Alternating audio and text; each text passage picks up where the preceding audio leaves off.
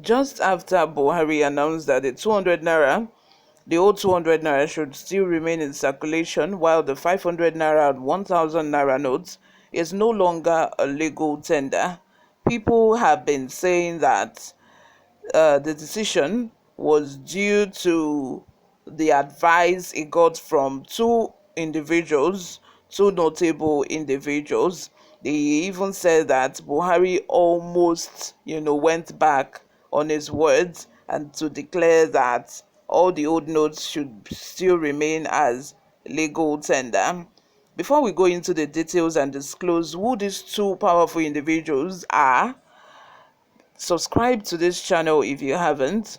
Turn on the post notification bell so that you will be the first person to get notified whenever we upload a new video. Help us grow this channel by giving this video a massive thumbs up so that it gets recommended to a wider audience. Lastly, leave your comments in the comment section. I love to hear from you. Without further ado, let's delve right into the details of today's news. The Nation newspaper reported this morning that new information has come to light regarding the rationale behind President Muhammadu Buhari's decision to only reissue the old 200 naira notes as opposed to the previous three denominations. President Muhammadu Buhari ordered the Central Bank of Nigeria (CBN) to reissue the old 200 naira notes 2 days ago. It will continue to be accepted alongside the newly redesigned 200 naira, 500 naira, and 1000 naira notes until April 10, 2023. In response to the growing cash shortage brought on by this redesigning of the 200 naira, 500 naira, and 1000 naira notes, and the widespread outcry that accompanied the development, the president made the disclosure in a national broadcast to Nigerians on Thursday morning.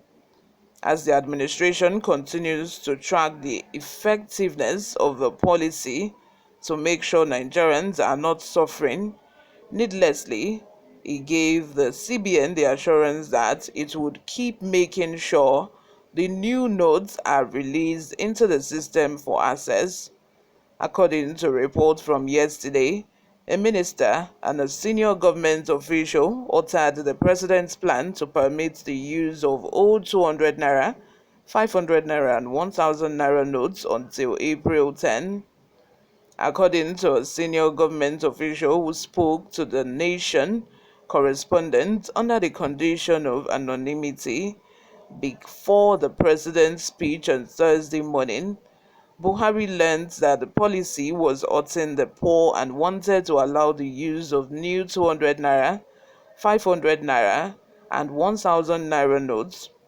According to reports, the president set up a team to report any changes brought on by the new naira notes before deciding to resume the use of the older notes.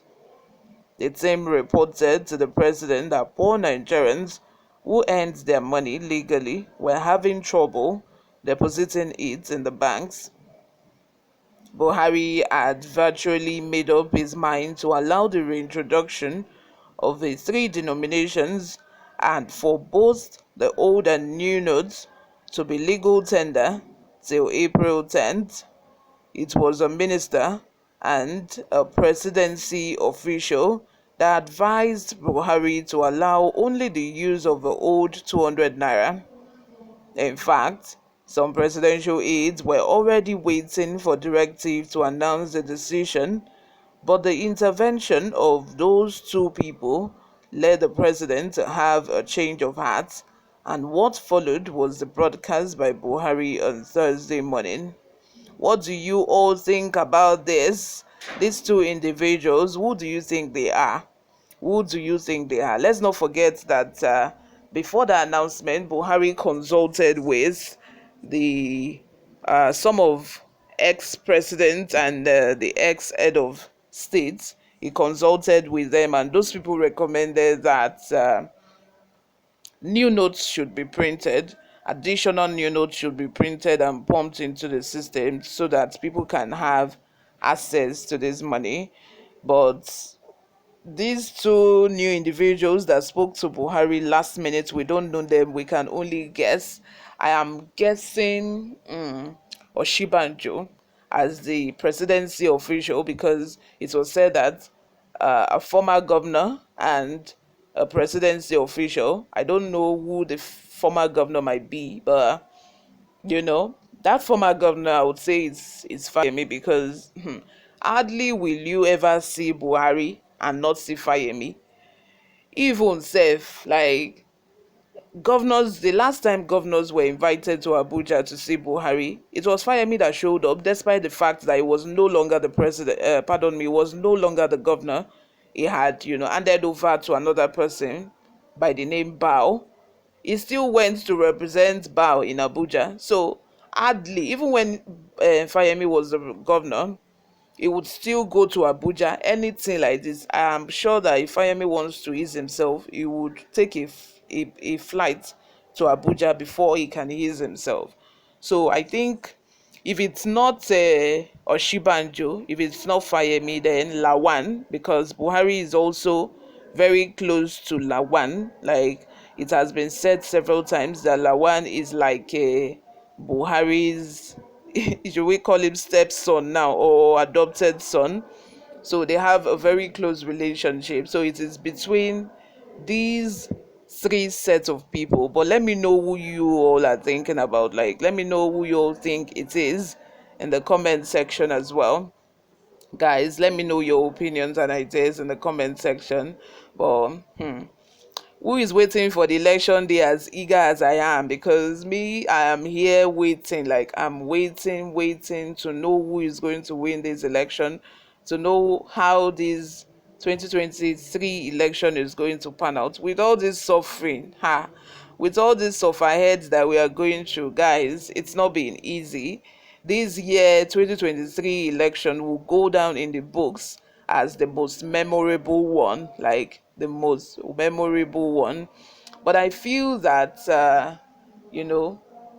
although I'm not in support of all these burning of banks here and there, because that would not even solve our problems. Because thinking of it now, banks are going on strike on Monday.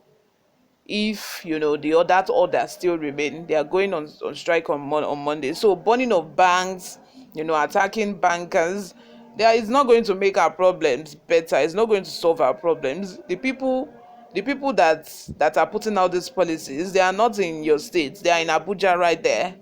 They are in Abuja. So it's better for you to direct all your anger and everything at those people, instead of destroying the ATMs that should be used to dispense cash to us. We are complaining that there's no cash. You are busy destroying ATMs. Although on the other hand, I know that it's quite difficult on a lot of people, but it would not help. Deep down we should also remember that this policy is for our benefit. Like, it's to benefit us directly or indirectly. It's just to benefit us. It's not to harm us. It's not meant to harm us, notwithstanding the fact that it's not coming out right, and with all these things that are happening, it's not meant to hurt us. Let me know what you all think in the comment section. Subscribe if you haven't. I will see you in my next video. Bye for now.